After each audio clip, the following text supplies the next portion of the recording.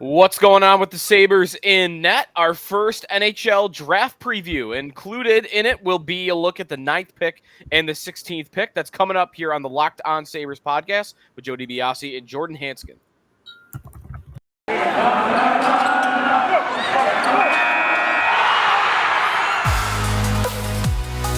You're Locked On Sabres, your daily podcast on the Buffalo Sabres. Part of the Locked On Podcast Network, your team every day.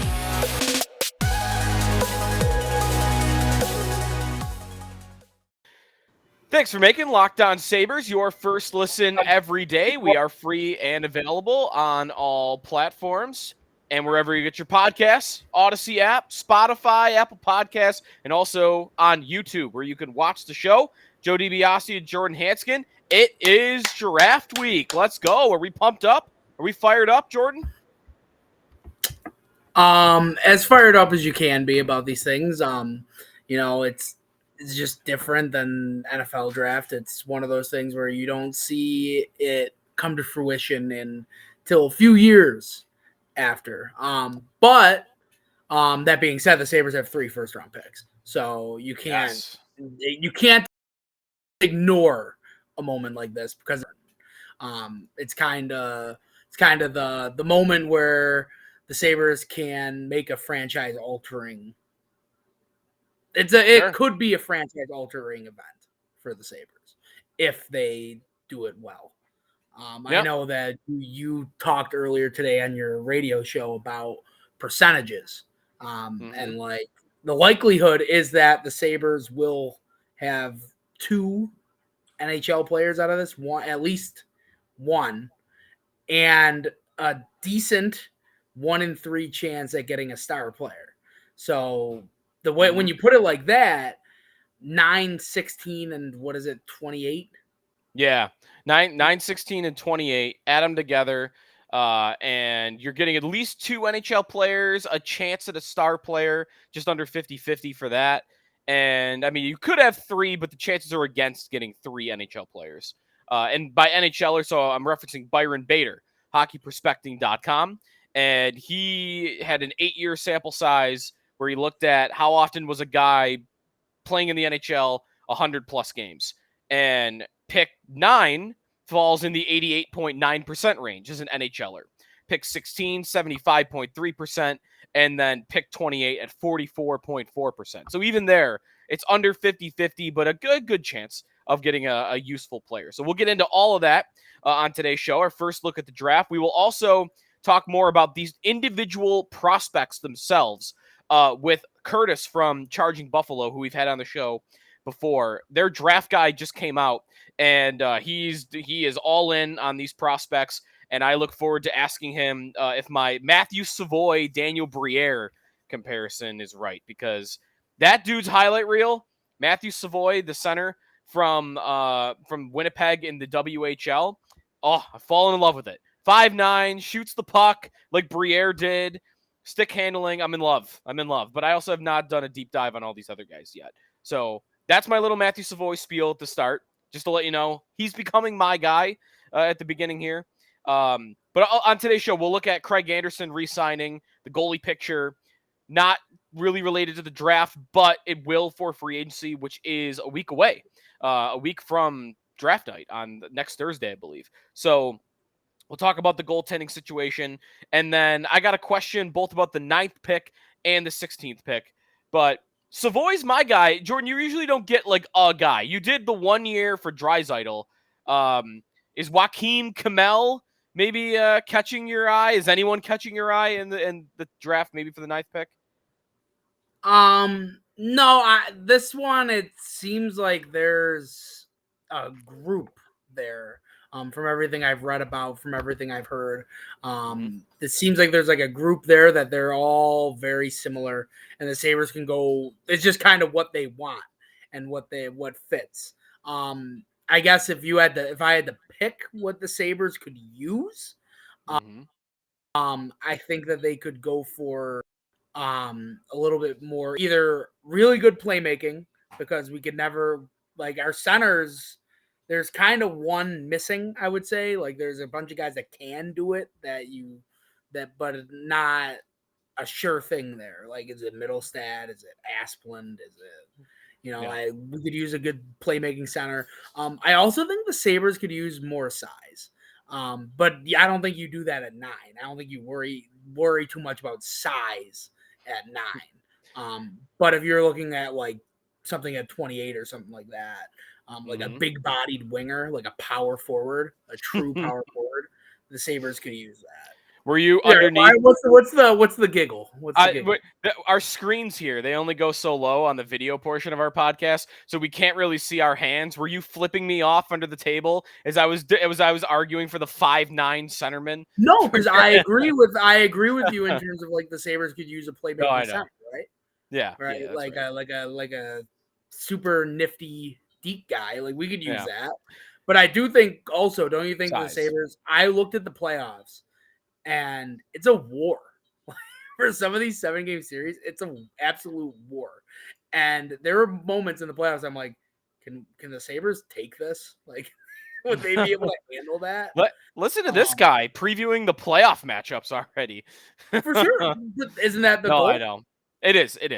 We'll get into all this in more in depth in a little bit. Before we get rolling on the draft too much, I do want to throw the Craig Anderson question by you to kick off today's show. How much are you consumed by it? Are you over? There's been some overreaction to Craig Anderson signing on a 1-year deal. My takeaway is I'm not going to flip out about it as, their plan is Craig Anderson again to be the starting goaltender until we know that they're not doing anything else.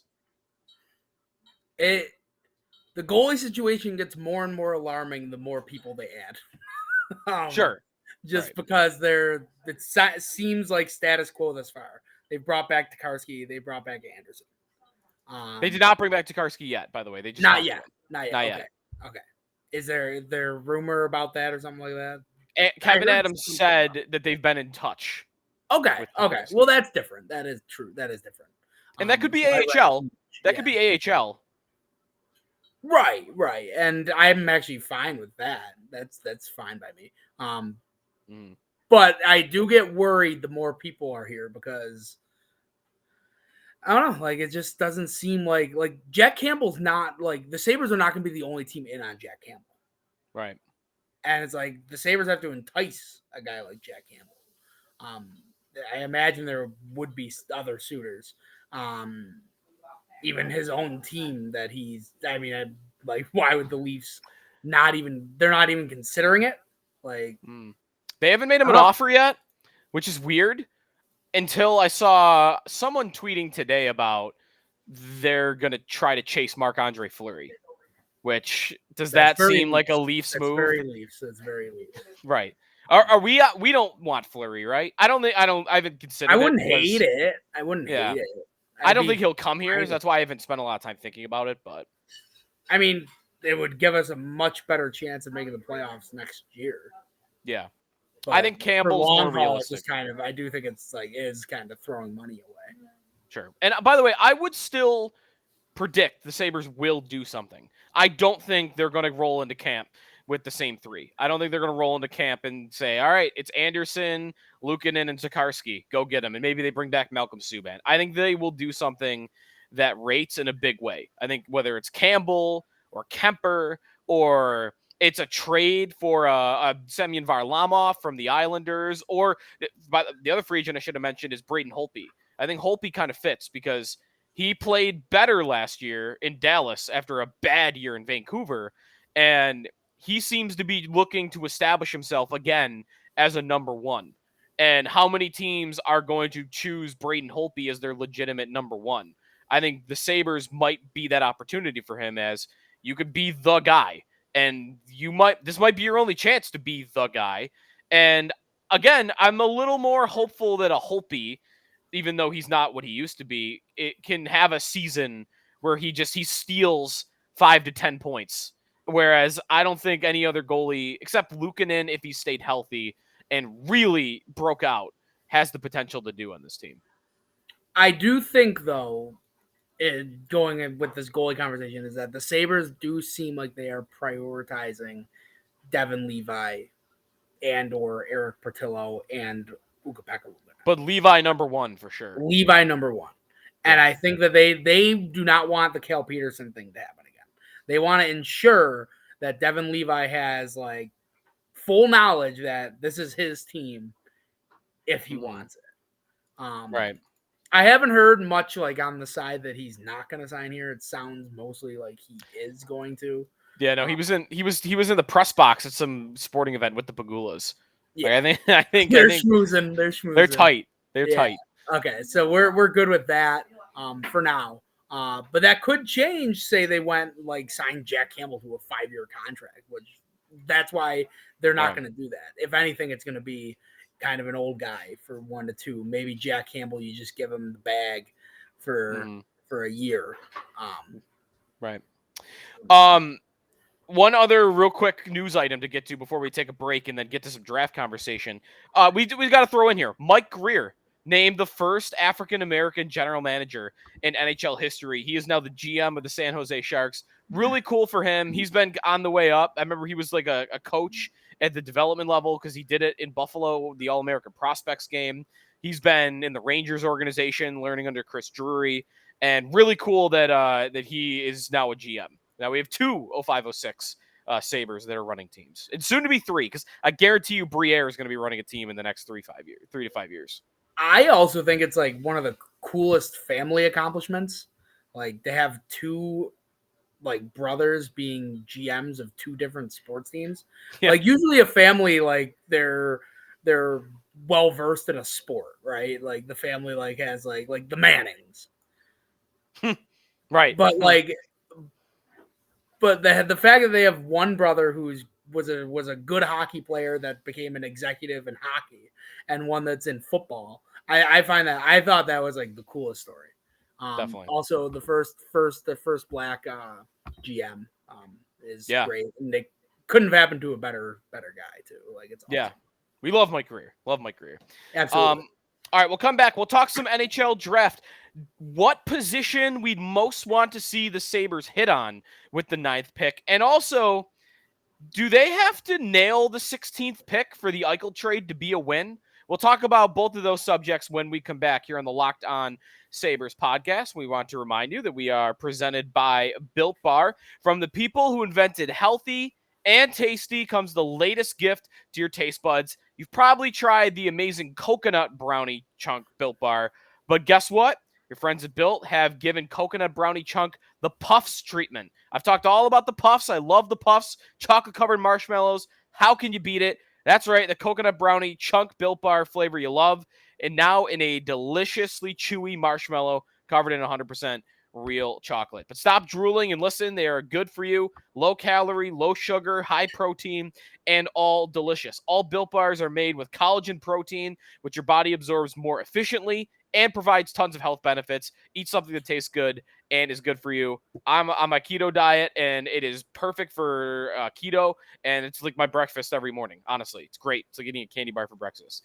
The best part about Built Puffs, of course, they taste amazing, but you can enjoy them guilt-free because they are actually good for you. They are the perfect treat, perfect when you got that craving and you need to satisfy the sweet tooth like I got. Go to Built.com right now. Use the promo code LOCKED15. LOCKED 15, and you'll get 15% off your order. Use the promo code LOCKED15 at Built.com.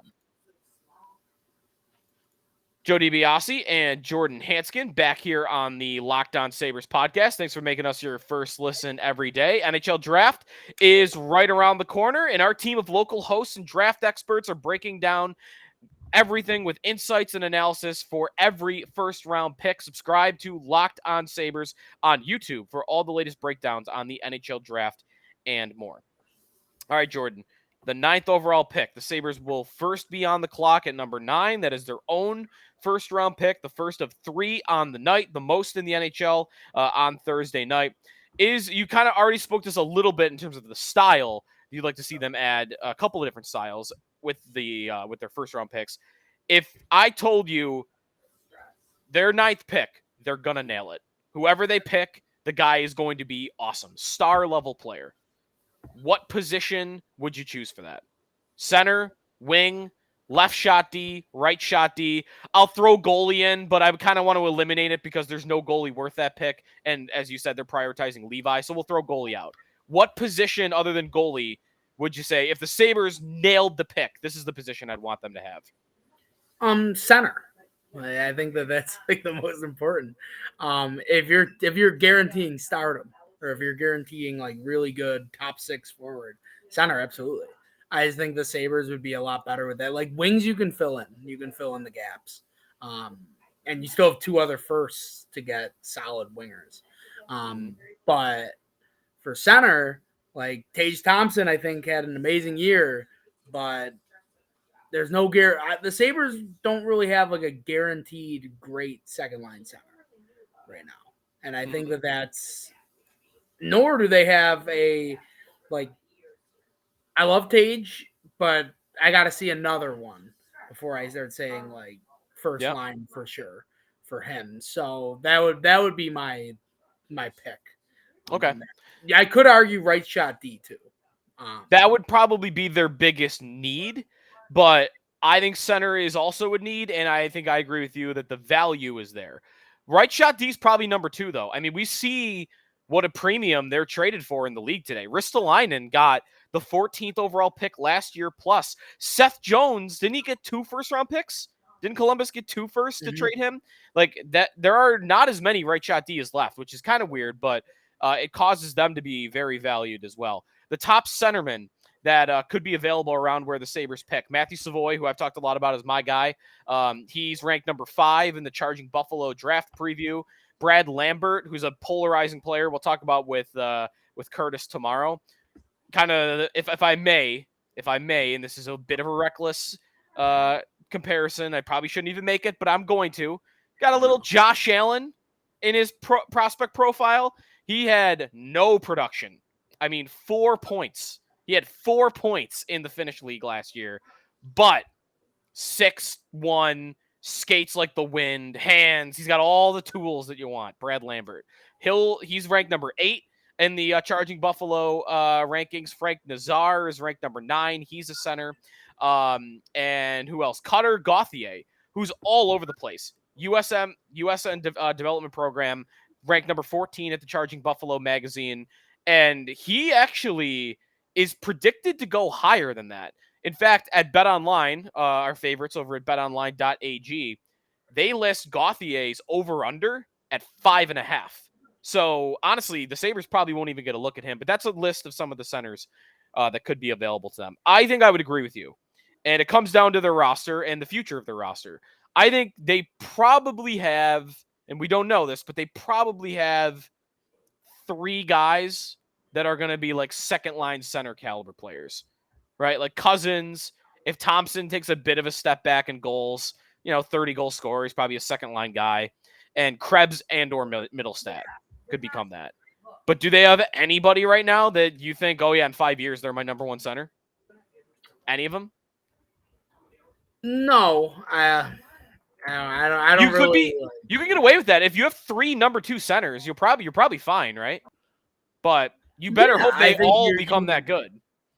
Yeah, like what does it become? Like kind of like the Hurricanes. Like I like that as a comparison, right? Like there's no superstars, but they're really good. They play really well. Good system, good coach.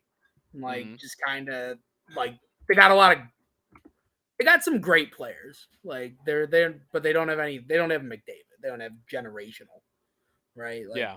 And I think, but you could win with that. Like the Hurricanes have like, I feel like the past 2 like playoffs they've had like goalie like chaos. They've had goalie problems. Yeah. Yeah. So it's like, could the Hurricanes win a Stanley Cup?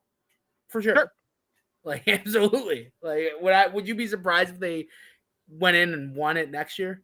No, not at all. Like, yeah. So like maybe that is the model for the Sabres. You never know what happens in the future too. Like, where's the next Jack Eichel going to come from? Like the next Jack Eichel that gets traded from somewhere in the league. Like, could the Sabres be in on that? You really don't know, like, what the future holds.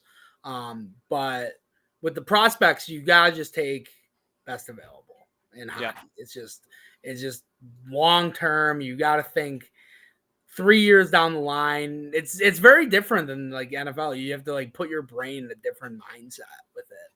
But that's also what makes it kind of fun is that you're just taking like it's very hopeful. And that is what it is. Yeah. The other guy, by the way, I should have mentioned at center, and I didn't have him listed because Charging Buffalo has him listed a little bit lower at number 27. But he's very commonly mocked in the top 10 and ranked in the top 10. So that's very low for him. In fact, his over-under at BetOnline is 9.5. And so that's right around the same. Centerman plays in the SHL, Austrian-born. In fact, I saw he's going to go in the first round. I mean, I just mentioned his over-under is 9.5. He'll be only the third Austrian-born NHL first-round pick of all time. Do you know the other two? They're not that hard. We should get these. The other two Austrian-born first-round picks in NHL history. Grabner and Vanek. Yep, Sabres took Vanek 5th overall, and then Grabner, I believe, was an Islanders pick. I don't remember. He was on so many teams. So that's some of the centermen, and we'll talk some more about the right shot defenseman with Curtis tomorrow. Honestly, because I don't really think the Sabres are going to get a look at one of them. David Juracek and Simon Nemec are the top two, and they're both ranked in the top 5. So the guys that the Sabres might want, they could trade up.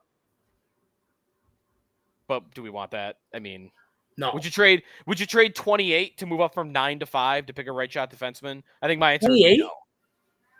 Would you trade 28 to move up to 5? Just 28? Just 28.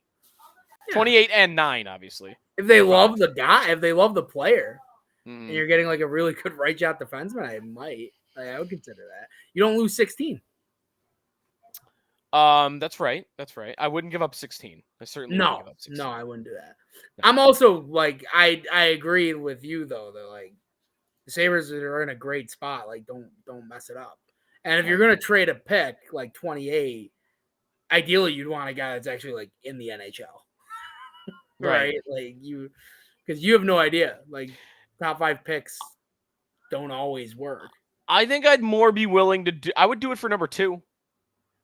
But I don't think I'd get that. Or what's the Finnish kid? Slavkovsky, whatever his name is. No, that's he's the guy who's going number 2. Slavkovsky, yeah.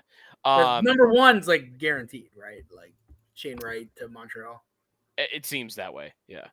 All right, we'll come back and we'll talk more about the 16th pick, actually. I have a question for Jordan about how the 16th pick relates to the Eichel trade. That's coming up next year on the Locked On Sabres podcast. This episode's brought to you by Rock Auto. With the ever-increasing numbers of makes and models, it's impossible for your local chain's auto parts store to stock all the parts you need. Why endure often pointless or seemingly intimidating questioning and wait while the person behind the counter orders the parts on their computer, choosing the only brand their warehouse happens to carry. You have the computers with access to rockauto.com at home and in your pocket. Save time and money when using Rock Auto. Why choose spend 30%, 50%, even 100% more on the same parts from a chain store or a car dealership? They have got everything you need from brake parts, tail lamps, motor oil, even new carpet. I just bought new mats from rockauto.com. They got here in a couple of days. Boom. Spent half the amount I probably was going to at a chain store. Go to rockauto.com right now and you see all the parts available for your car or truck and write Locked On in their How Did You Hear About Us box so they know that we sent you. Amazing selection, reliably low prices, all the parts your car will ever need. rockauto.com. Joe DiBiase and Jordan Hansgen back here on the Locked On Sabres podcast. All right. The Jack Eichel trade, as it stands today, Eichel to Vegas for Alex Tuch, Peyton Krebs, the 16th overall pick, and a second-round pick, I believe, next season. So, Tuch, it's gone great. It's been a dream. He's a fan favorite already, and he's been really good on the ice. Krebs needs to put it together and take a step this year, but gave us some flash, gave us some signs that, okay, there's something here in his first season with the Sabres and with his limited action with the Amerks in the AHL playoffs. So I've got Tuch, I've got Krebs. We're feeling good about both of them. Tuch, maybe a little bit more so. At this point in the game, does it feel like to you the Sabres need to hit on this 16th pick for the Eichel trade to be a definitive win in their books? I don't. I think they need to be NHL.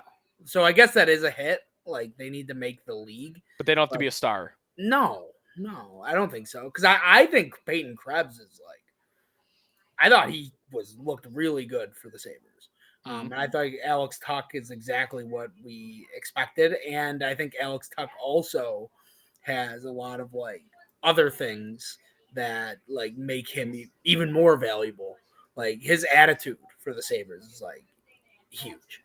Like I think that like just the fact that he loves Buffalo, like it adds at least a little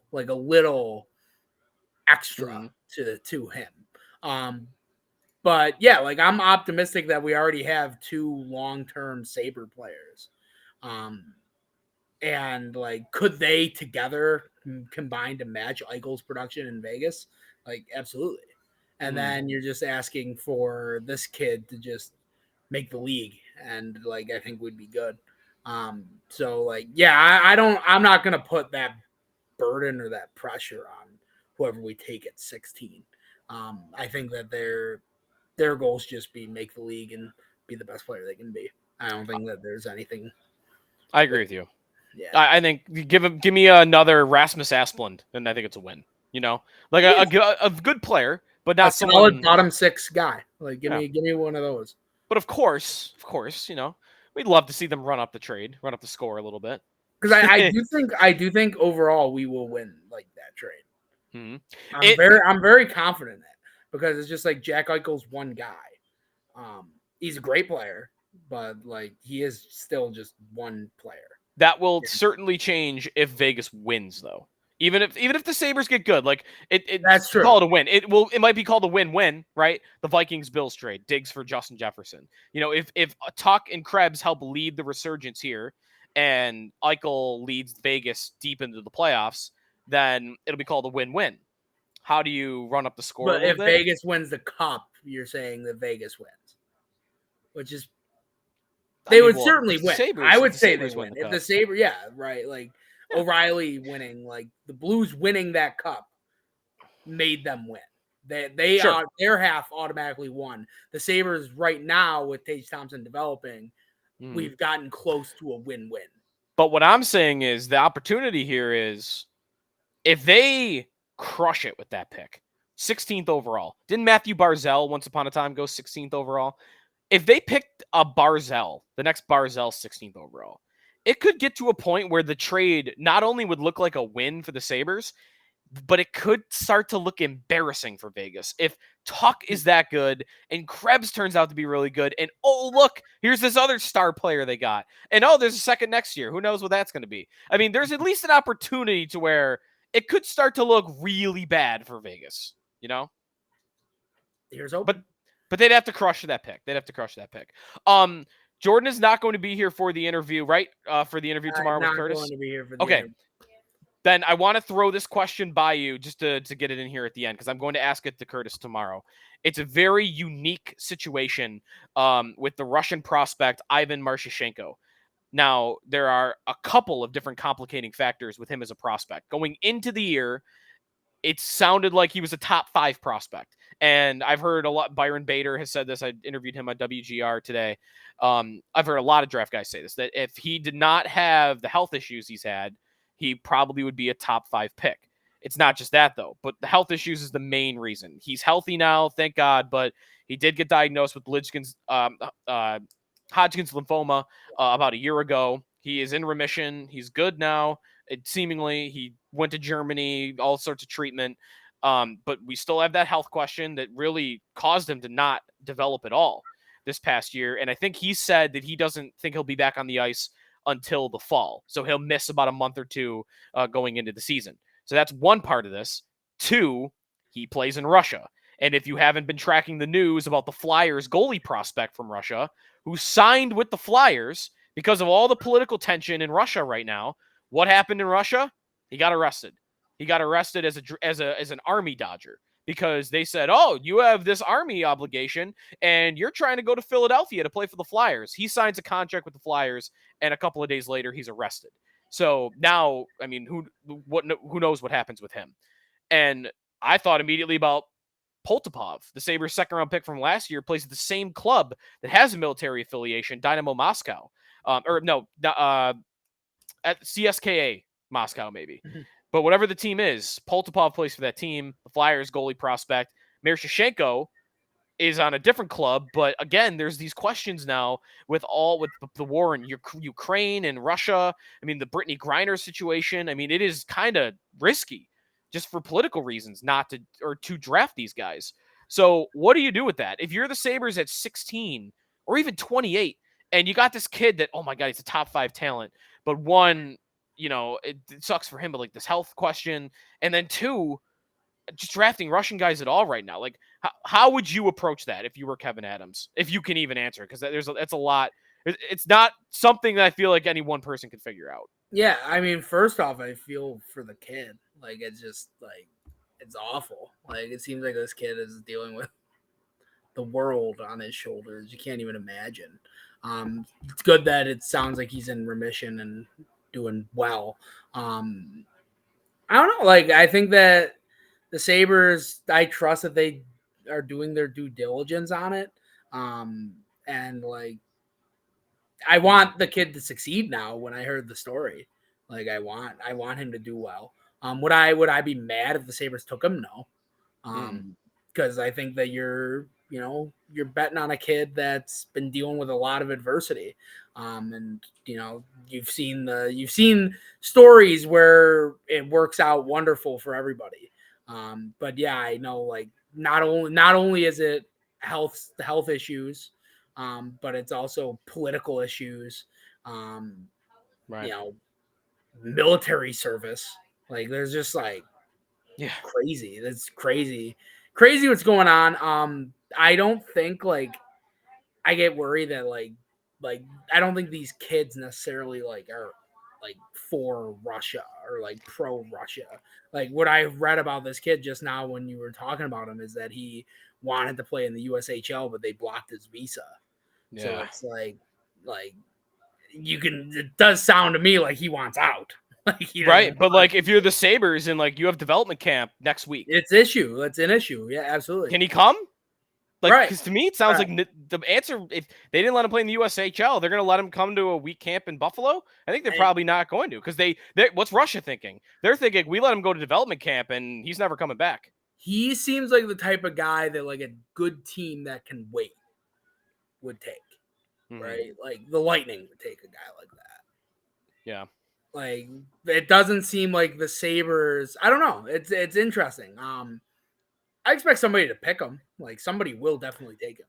The question is just like when. The Athletics mock draft actually had the Sabres picking him at 28. So I'd actually be okay with that if they have two like solid ones at 9 and 16. Like, I think that's totally reasonable. From everything I've read, it sounds like he was like a potential like top 10 pick. Yeah, Bob McKenzie's mid-season rankings from TSN, he had him number 6 overall. So I think that's right. I think if all this wasn't in his existence, these complicating factors. And you've heard like successful like story with the Flyers player. I forget the name. Oh, are you talking about the goalie prospect? No, I'm talking about the with the cancer. Lindholm. Yeah. Or Lindblom. Playing. Oscar Lindblom. Yeah. Sorry, I should know that. Like, Oscar Lindblom. Yeah, like that's the last thing I want is like a kid to go undrafted because he's sick. He's sick. Like, that's right. That would be horrible. I think it'd be really cool if they picked him. I think it'd be really cool. That ceiling is really high. Again, you'd have to deal with getting him into North America, but they're gonna have to deal with that. They picked 4 Russian prospects last year. It sounds like Kisakov, who signed, is going to be here for development camp next week, but the others we don't know. Poltapov, I mentioned, he's at the club that just got the Flyers goalie in trouble. So, I mean, holy cow! Like, is Kevin Adams gonna have to pull like a McGillney style heist to get him out of there? He might have to sneak him out. No. It's gonna be. You don't want to have to do that, but he might have to. So, all right, draft night's Thursday. We're having fun with it. Can't wait. We've got Curtis from Charging Buffalo coming on tomorrow to talk more specifically about some of the actual individual prospects that will be available to the Sabres at 9, 16, and 28. You can follow us on Twitter for more draft takes. I'm at Sneaky Joe Sports. Jordan is at JR Hansgen. And thanks everybody for tuning in to the Locked On Sabres podcast, making us your first listen every day. Now go make your second listen, Locked On NHL. The Locked On experts give you their daily 30-minute podcast on all things NHL all year long. Stay up to date on everything in the hockey world. Locked On NHL, your daily 30-minute NHL podcast. We'll talk to you tomorrow here on Locked On Sabres.